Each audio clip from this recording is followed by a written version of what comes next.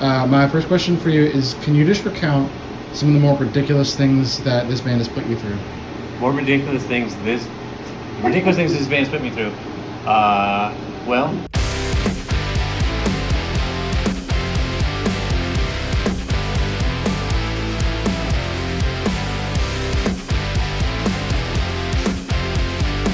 Well, the first album was tough. There was a lot of drum parts that were somewhat playable by a human, somewhat not.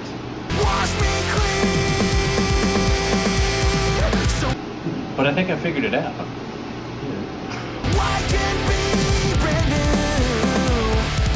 think we did it in was it 2 days?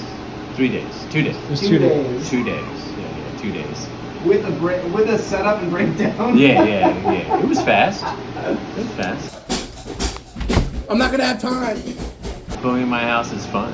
I feel bad for my cat, who I think is very unhappy about the situation, but I'm having a good time. She is hiding under the sofa in the studio, for sure. Yeah, little sweetheart. All right, Ivan's done pooping. Cool.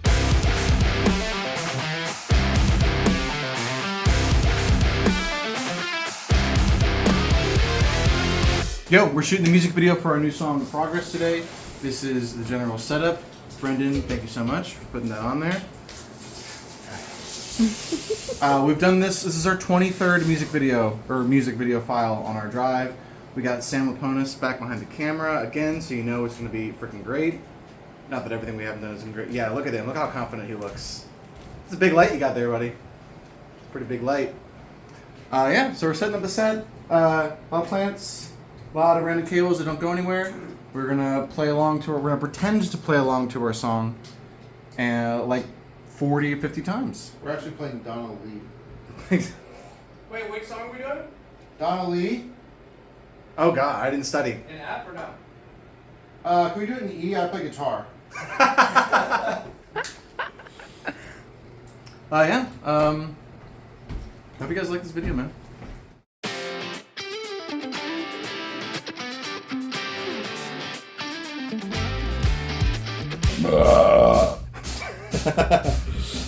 Man, we've made so many fucking videos.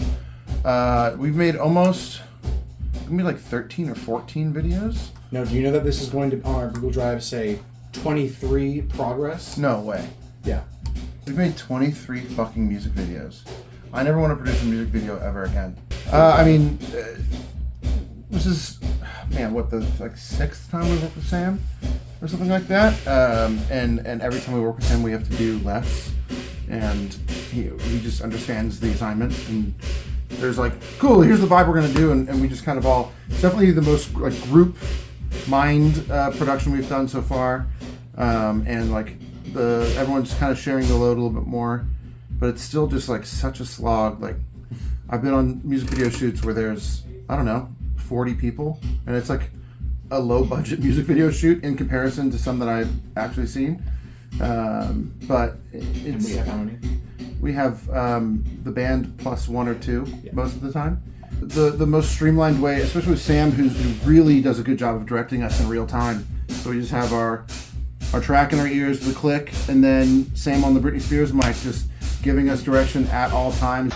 And I'll back up when you do it, so don't be afraid to hit me. Right here. There you go.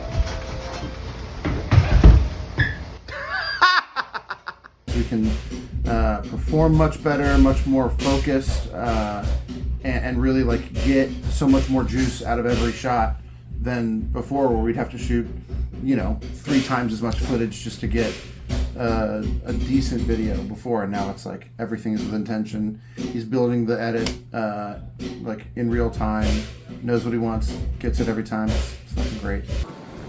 I think everyone just kind of needs to live in their own space. Cool. I think definitely still want to see you. So How far is this too far forward to come? No, to be honest, here I'll record a second of the frame. Dealing with a time restraint that really just limits, not in a cool creative limitation way, but just all right, that's as good as we're gonna get that, or even just a place that's an absolute oven and everyone's sweating and Like, I'm limited to like an hour and a half max of shooting before I'm just drenched in sweat and my outfit doesn't work anymore. I've even had problems like I can't play the guitar anymore because I'm soaking wet and just slipping around everything and it's just fucked up. And then like, oh, we can't use that whole take because I played wrong because it was just too hot and wet. Incredible vibes. Shooting at Brendan's house is like very comfortable. It's the most like we just recorded this song, so we're all pretty fresh on all the takes and how to play it, and we're also very excited by the song still. We're not shooting a song that we recorded years ago maybe and just like not into it, and we don't have to perform as much, you know. We can really just vibe on it. Of course it's happening in your head, Harry, but why does that mean it's not real? I'm literally on Facebook Marketplace right now. This is a 20. I know this is going to be a Golf, but is it a GTI or is it a Golf R? Probably neither. Oh, it's a GTI. $6,800. Let's make a bet. Maybe go with like an SSL or like an API. What's that, bitch? Do we think it's a salvage title? Or do we think it has 175,000 miles on it? Rock one. Automatic. Who fucking wants an automatic GTI? I just messaged someone on a 2010 WRX that was going for $4,000. What's wrong with that one? You can go as far as you want this way and as far as you want that way, but everything else, keep a 2-foot radius underneath this. Brandon and I met up and we talked about new drum stuff because when I'm mixing these goddamn fucking songs, I get 50 drum tracks to sift through. Brendan doesn't like sending them. I don't like receiving them. So I had a powwow to try to consolidate it down to 45, which we did. So we did a 10% meeting of the minds, and we talked about more drum technique stuff, like trying to get the overheads further off the cymbals, because he tracks in such a small space. So I was trying to get a little bit more like snare and kick out of the overheads. Hey, listen, I can do this all fucking day. I'm just super on YouTube.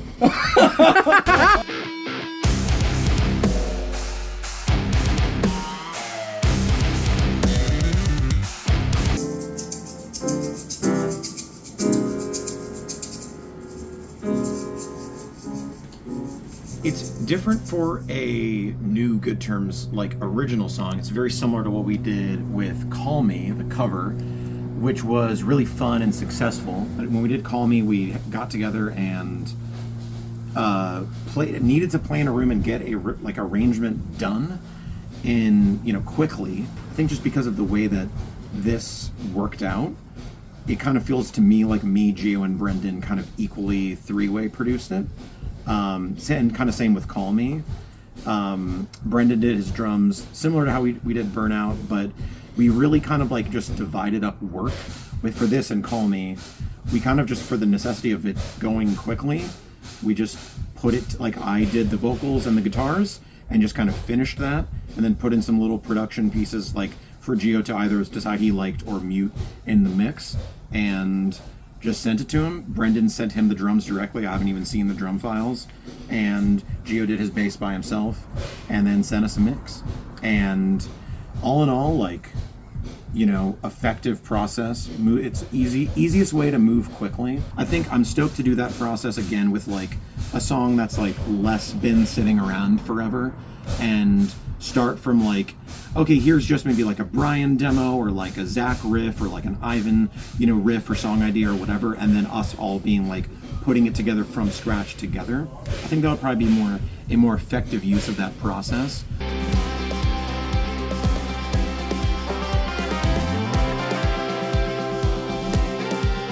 The country part came because when I was making this aforementioned demo, I was dragging over a kick and just was with the MIDI, dragged the kick, and then put I was going to do like a hi-hat stomp, and ended up just doing the kick and the hi-hat stomp, and it went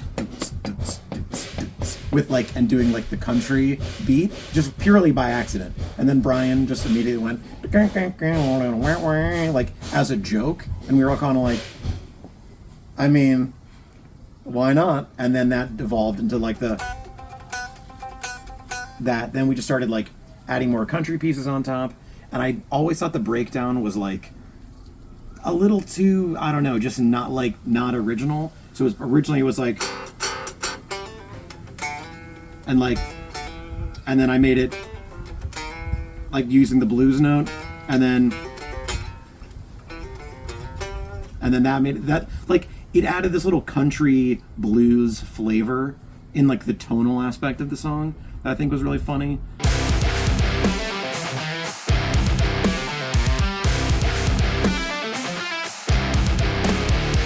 And yeah, we pretty much are just anytime something makes us laugh, we just chase that. And sometimes it's something that's just stupidly heavy, like the dum da dum da dum boo, the sub drop on the snare and the ringy snare, little things like that I think are hilarious. I mean, it's a pretty serious song. All of our songs are serious. We don't write about something that's a joke, even if it's something lighthearted.